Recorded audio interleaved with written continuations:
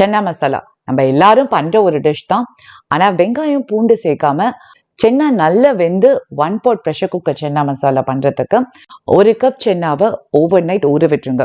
1 table spoon கடலெண்ணெய் சூடானோடனே பிரிஞ்சி இலை, பட்டை, 1/2 டீஸ்பூன் சோம்பு, கிராம்பு, 1/2 டீஸ்பூன் சீரகம் பொரிஞ்சோடனே 2 பெரிய தக்காளியை விழுதா அரைச்சு ஆட் பண்ணிருக்கேன். தக்காளியை நல்லா குக் பண்ணிக்கோங்க.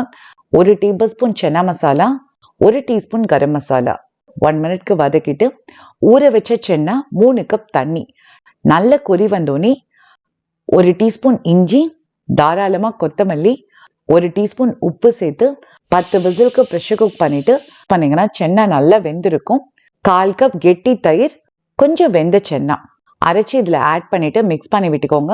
1/4 கப் தேங்காய் பால் 4 நிமிஷத்துக்கு நல்லா கொதி விட்டுட்டு தாராளமா கொத்தமல்லி போட்டு மிக்ஸ் பண்ணீங்கன்னா டேஸ்டியான சென்னா மசாலா ரெடி.